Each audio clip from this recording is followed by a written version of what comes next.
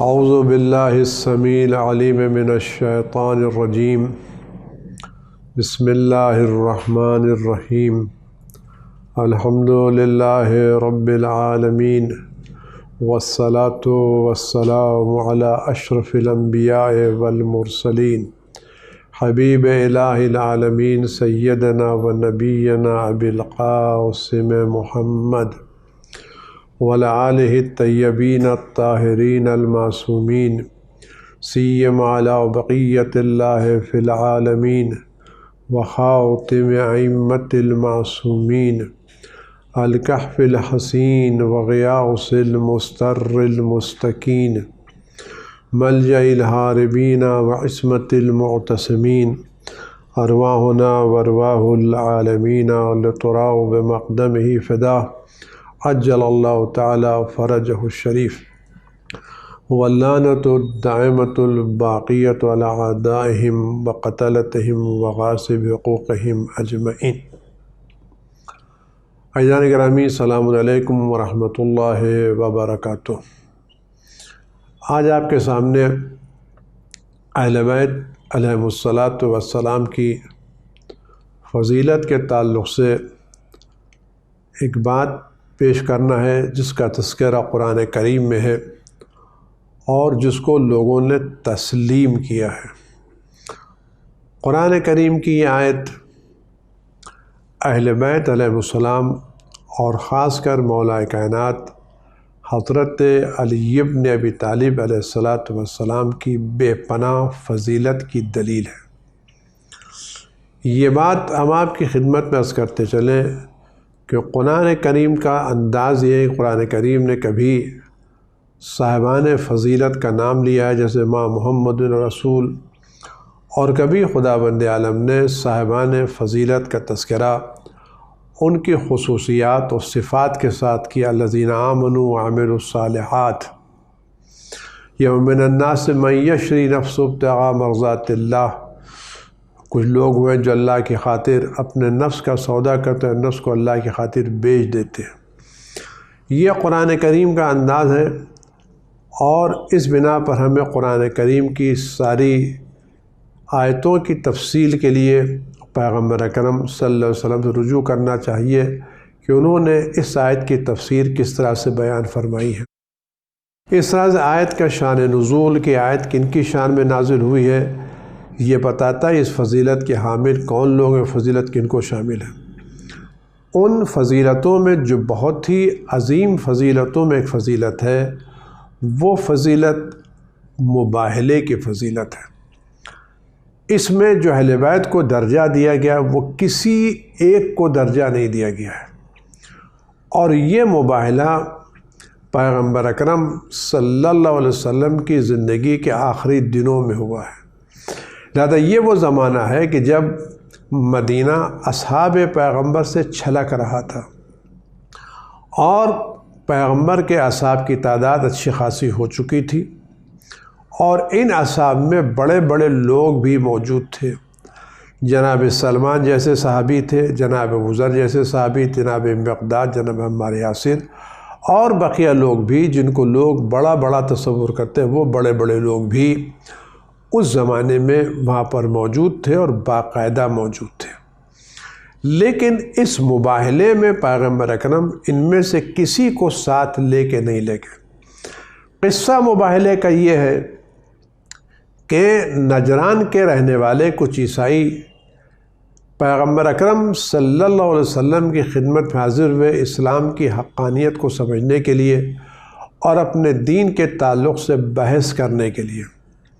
یہ لوگ، جو تاریخ میں زیادہ تفصیلات پہ نہیں جانا ہے، جب یہ مسجد میں آئے تو بہت زیادہ سج کے آئے، بہترین کپڑے لباس پہن کے آئے، سونے سے لدے ہوئے آئے۔ پیغمبر اکرم کا کوئی توجہ ان کی طرف نہیں فرمائی۔ علیہ السلام سے لوگ رجوع ہوئے تو کہا کہ دیکھو تم اس طرح سے شان و شوکت سے آؤ گے تو تم سے بات نہیں، کہ تم ایک عام آدمی بن کے آؤ، شرافت سے آؤ، اپنے روب و داب کے ساتھ اپنے کپڑے کا، سونے کا، چاندی کا روب قائم مت کرو۔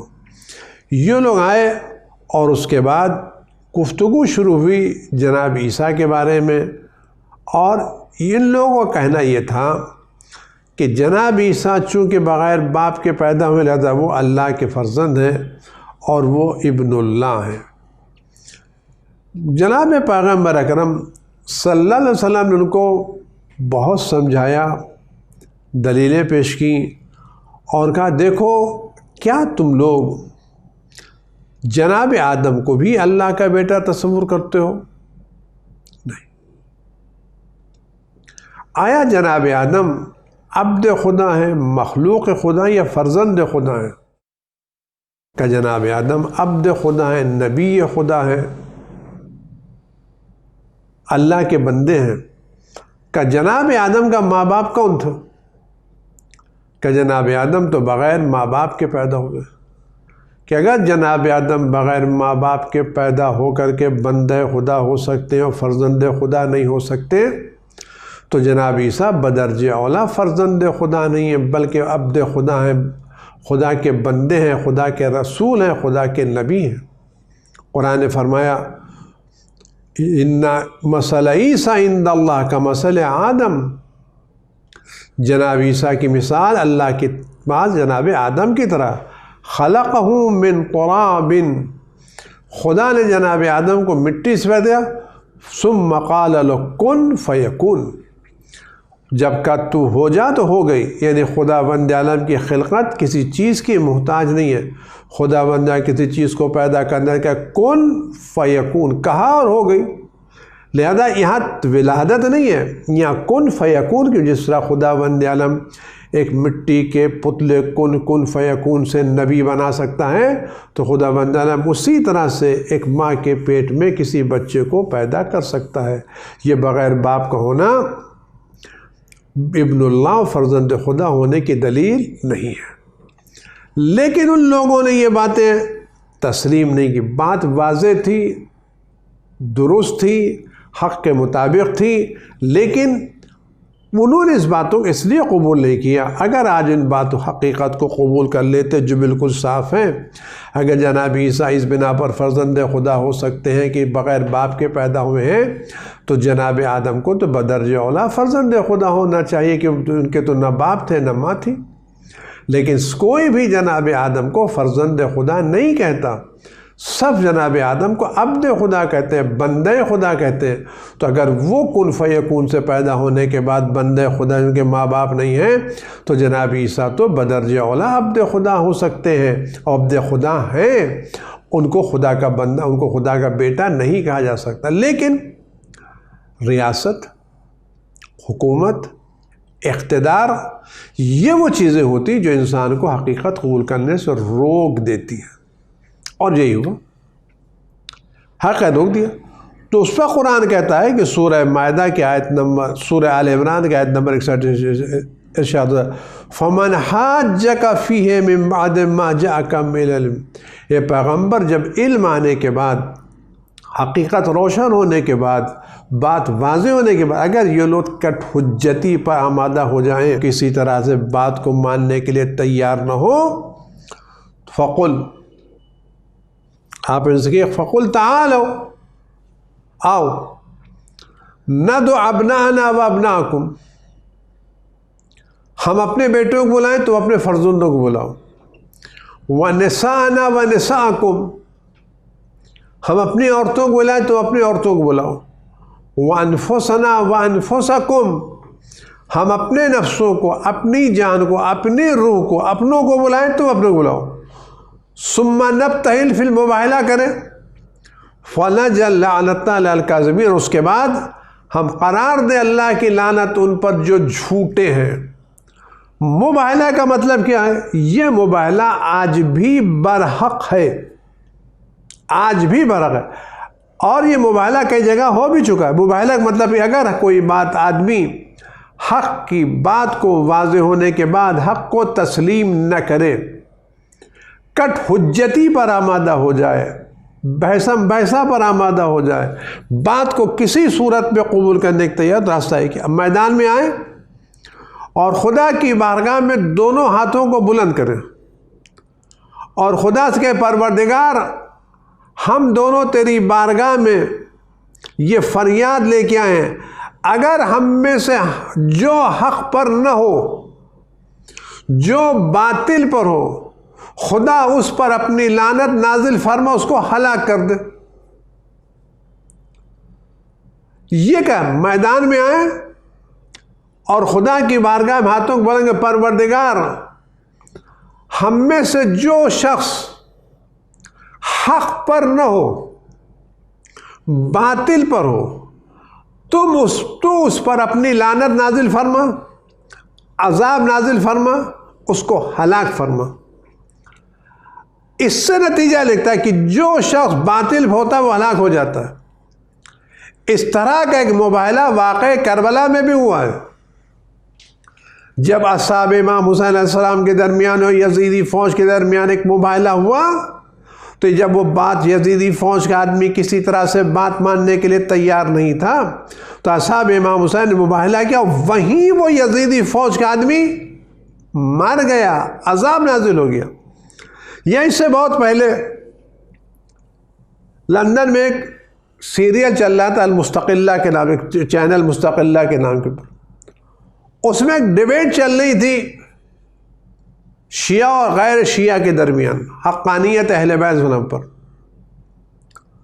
تو اس کی سی ڈی آج سے بہت پہلے تھی، میں نے دیکھی تھی۔ اس میں تو شیعوں کی طرف سے جو بحث کر رہے تھے علامہ سماوی تیجانی حفظہ اللہ تعالی، صاحب کتاب ہے مجھے راستہ مل گیا، میں ہدایت یافتہ ہو گیا، دین آئی واز گائیڈڈ، جو کتاب مختلف زبانوں میں چھپ چکی ہے، ان کی داستان ہے کہ وہ کیسے شیعہ ہوئے۔ جناب سماوی تیجانی اندلس کے رہنے والے ہیں، اہل سنت تھے اور بڑے عالم تھے، بڑے خاندان سے تعلق رکھتے تھے، لیکن انہوں نے تحقیق کے بعد مذہب شیعہ اہل بیت علیہ السلام اختیار کیا اور اپنی داستان شیعت میں کئی کتابیں لکھی ہیں اور ہزاروں لوگوں کو انہوں نے شیعہ کیا ہے۔ اب ان کی کتابیں موجود ہیں، سچوں کے ساتھ ہو جاؤ، دین آئی واز گائیڈڈ، بہت کتابیں لکھی اور بہت عمدہ تحقیق کے ساتھ کتابیں لکھی۔ تو وہاں جب نوبت اس طرف سے دوسرا آدمی تھا، جب بات اس نے نہیں مانی تو آغا سماوی تیجانی کہ چلو مباہلہ کر لیتے، چلو آؤ میدان میں طے کر لیتے، تاریخ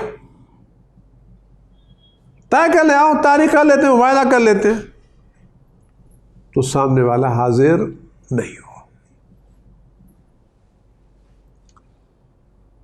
یہ مباہلہ آج بھی اتنا ہی پاورفل ہے، لیکن شرط یہ کہ ہمیں اللہ کے پروردگار ہم میں سے جو باطل پر ہے اس پر تو عذاب نازل فرما اور اس کو ہلاک کر دے۔ تو جب یہ آیت نازل، پیغمبر نے کہا پیغمبر بلا کے لے کے آئے۔ اب آپ غور کریں اس میں فضیلت اہل بیت کیا ہے، اس میں کوئی شامل نہیں ہے۔ پیغمبر دوسرے دن اپنے ساتھ 4 آدمیوں کو لے کر کے آئے، پورا مدینہ اصحاب سے چھلک رہا ہے، بڑے بڑے اصحاب موجود ہیں، لیکن نگاہ پیغمبر میں صرف 4 آدمی، امام حسین کو گودی میں لیے ہوئے، امام حسن کی انگلی پکڑے ہوئے، جناب زہرا سلام اللہ کو ساتھ دی اور علی علیہ السلام کے لیے۔ فرزندوں کو لے آؤ، فرزندوں میں امام حسن حسین، نسانا میں صرف اور صرف جناب زہرا سلام اللہ علیہ، ابنانا میں صرف اور صرف، انفسنا میں صرف اور صرف علی ابن ابی طالب علیہ الصلوۃ والسلام۔ اب آپ غور کریں، روایت کی ہے بنی ہاشم نے کہا کہ میں محمد بن عائشہ کی مجلس میں، نشست میں، گھر میں بسترہ میں بیٹھا ہوا تھا۔ اس درمیان وسط مجلس سے، وسط نشست سے ایک آدمی کھڑا ہوا اور اس نے مجھ سے پوچھا، یا ابا عبد الرحمن، عبد الرحمن، من افضل اصحاب رسول اللہ، اصحاب رسول خدا میں افضل کون، سب سے با فضیلت کون؟ فقال، جواب دیا، ابو بکر، عمر، عثمان، طلحہ، زبیر، سعد و سعید، عبد الرحمن بن عوف اور ابو عبیدہ جراح۔ تو یہ شخص جو کھڑا ہوا تھا اس نے پوچھا فَأَيْنَ عَلِيُّ بْنُ أَبِي طالب علیہ السلام، آپ نے سب کا نام لیا، علی کہاں گئے؟ کیا جان؟ قال یا ھذا تستفتی عن اصحابی عن نفسی، تم کس کے بارے میں پوچھ رہے ہو؟ تم اصحاب پیغمبر کے بارے میں پوچھ رہے ہو یا نفس پیغمبر کے بارے میں پوچھ رہے ہو؟ تم کس کے بارے میں پوچھ رہے ہو؟ تم اصحاب پیغمبر کے بارے میں پوچھ رہے ہو یا جان پیغمبر، روح پیغمبر، نفس پیغمبر، حقیقت پیغمبر کے بارے میں پوچھ رہے ہو؟ کہ میں اصحاب کے بارے میں پوچھ رہا ہوں۔ تو آواز جواب کیا دے گا؟ ان اللہ تبارک و تعالی یقول قل تعالوا ندعو ابناءنا وابناءکم ونساءنا ونساءکم وانفسنا فکیف یکون اصحابہ مثل نفسہ۔ آئے مباہلہ میں خدا نے علی کو نفس پیغمبر کہا ہے، تو نفس پیغمبر کا مقابلہ اصحاب پیغمبر سے نہیں ہو سکتا۔ علی جان پیغمبر ہے، نفس پیغمبر ہے، تم اصحاب کے بارے میں پوچھ رہے، علی نفس پیغمبر۔ جب نفس پیغمبر ہے یعنی نفس، ہر آدمی کی حقیقت اس کا نفس ہے۔ جب میں کہتا ہوں میں کہہ رہا ہوں، میں بول رہا ہوں، تو میں کہاں اشارہ کرتا ہوں؟ اپنی یہاں کی میں، میرا نفس۔ یہ نفس کیا ہے؟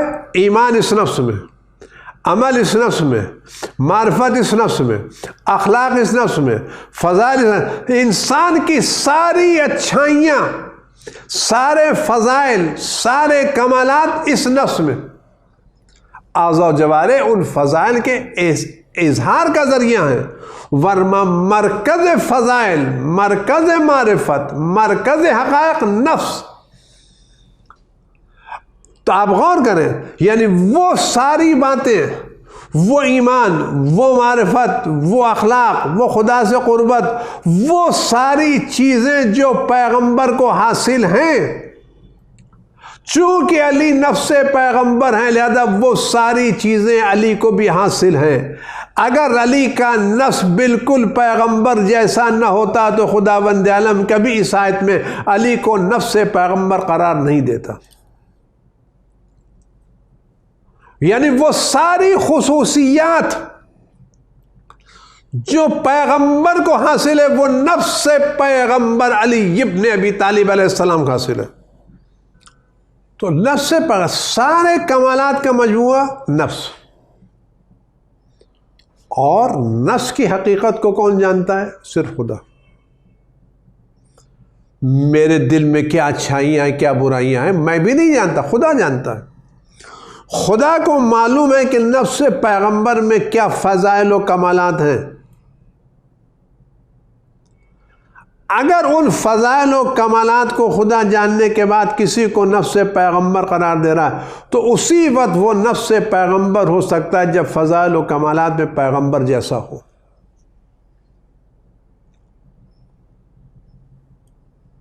اہل سنت کے بڑے مفسر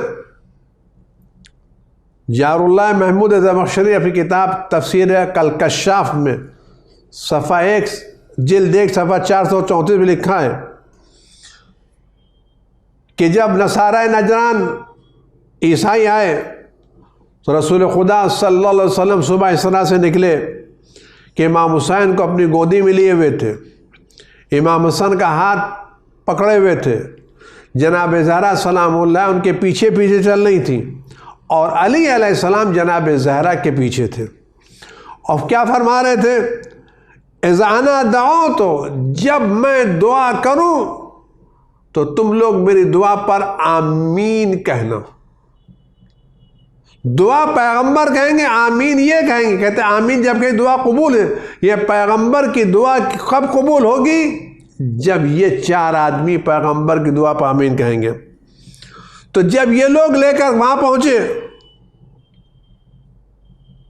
تو نصارہ نجران کے جو رئیس تھا سب پڑا اس نے کہا کہ عیسائیوں میں وہ چہرے دیکھ رہا ہوں،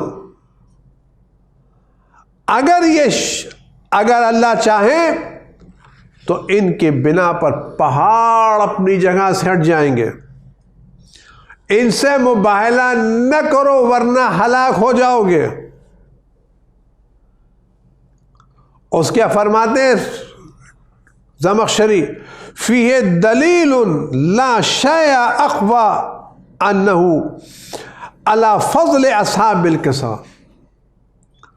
یہ دلیل ہے اس بات بھی کہ اصحاب کسا پنجتن پاک سے زیادہ افضل کوئی نہیں ہے۔ لیکن بات حقانیت دین کی تھی، دین کی برتری کی بات تھی۔ فرماتے ہیں اس دلیل پیغمبر سارے اصحاب پیغمبر کوئی متعصب نہیں ہے، رشتہ داری کا مسئلہ نہیں ہے، خاندانی تعصب نہیں ہے۔ پیغمبر حکم خدا سے ان لوگوں کو لے گئے جن کو اللہ نے منتخب کیا۔ اگر اس وقت سارے مدینے میں جب اصحاب بھرے ہوئے تھے، چھلک رہے تھے، اگر کوئی بھی ان 5 آدمیوں کے ذرہ برابر بھی قریب ہوتا تو پیغمبر اس کو لے کے جاتے۔ امام حسن اتنے چھوٹے تھے کہ گود میں، امام حسین اتنے چھوٹے تھے گود میں تھے، امام حسین انگلی پکڑے ہوئے تھے، تو پیغمبر گود کے بچے کو لے کے گئے، بڑے بڑے اصحاب کو لے کے نہیں گئے۔ چند سال کے بچے امام حسن کو لے کے گئے، بزرگوں کو لے کے نہیں گئے۔ عورتوں میں جناب زہرا کو لے کے، اپنی ازواج میں کسی کو لے کے نہیں گئے۔ انفسنا میں صرف علی کو لے گئے، کسی کو لے کے نہیں گئے۔ اس کا مطلب ہے کہ ان کی موجودگی میں کوئی ان کے برابر کا نہیں ہے، کوئی اصحاب میں کوئی کتنا ہی ہو جائے، نہ وہ امام حسن کے برابر ہے نہ امام حسین کے برابر ہے۔ تو جب سب لوگ مل کے امام حسن و حسین کے مقابلے پر نہیں آ سکتے تو علی کے مقابلے پر کیوں آئیں گے؟ اور آپ یہ غور کریں کہ جب علی علیہ السلام کو قرآن کی آیت نے اور مفسرین نے، ان مفسرین میں کہا یہ آیت مباہلے سے مراد یہ 5 افراد ہیں، اور انفسنا سے مراد علی ابن ابی طالب ہیں۔ فخر الدین رازی نے تفسیر کبیر میں، سبت ابن جوزی نے تذکرۃ الخواص میں، احمد ابن حنبل نے مسند میں، حافظ گنجی شافعی نے کفایت الطالبین میں، قرطبی نے جامع احکام القرآن میں اس آیت کو ان افراد سے متعلق قرار دیا ہے۔ اب آپ غور کریں، جب علی نفس پیغمبر ہیں، یعنی ساری خصوصیات میں، سارے فضائل میں، سارے کمالات میں علی نفس پیغمبر ہیں، علی نفس پیغمبر جیسے ہیں، تو جو درجہ پیغمبر کو حاصل ہے وہی درجہ علی کو حاصل ہے۔ تو اب اگر پیغمبر جیسے علی سارے کمالات میں، تو پیغمبر کے بعد پیغمبر کی جگہ پر کس کو بیٹھنا چاہیے تھا؟ جب علی تمام کمال پیغمبر کا نمونہ ہے، مجسمہ ہیں، ہو بہو پیغمبر ہیں، تو ان کمالات کی موجودگی میں، ایسے صاحب کمالات کی موجودگی میں عقل کیا کہتی ہے؟ علی کے علاوہ کوئی حقدار ہو سکتا ہے؟ سارے اگر پیغمبر کو سیاست آتی تھی تو وہی سیاست علی کو آتی ہے، اگر تدبیر پیغمبر کو آتی تھی وہی تدبیر پیغمبر کے تھے۔ وہ سارے مسائل، اخلاق و کردار و تمام چیزیں جو پیغمبر میں جیسی تھیں، اس آیت کی روشنی میں وہ سب ہو بہو پیغمبر علی میں پائی جاتی ہیں۔ اور وہی ہے کہ جب علی نفس پیغمبر ہیں تو جن تمام لوگوں پر پیغمبر کو برتری حاصل ہے، ان تمام لوگوں کو علی ابن ابی طالب کو، ان پر علی تک برتری حاصل۔ اگر پیغمبر سارے انبیاء سے افضل ہیں تو انفسنا کی دلیل کی بنیاد پر علی بھی سب سے افضل ہیں۔ اور جس طرح سے پیغمبر کی موجودگی میں کوئی دوسرا نبی اور رسول نہیں ہو سکتا، کوئی دوسرا رہبر نہیں ہو سکتا، کسی دوسرے کی امامت اور ریاست تسلیم نہیں کی جا سکتی، اسی طرح سے علی کی موجودگی میں کوئی دوسرا جانشین پیغمبر نہیں ہو سکتا۔ جو بھی کہے اس آیت کی تکذیب ہے، صاف سا کہیں نفس پیغمبر، مباہلہ افضلیت اہل بیت کی دلیل ہے،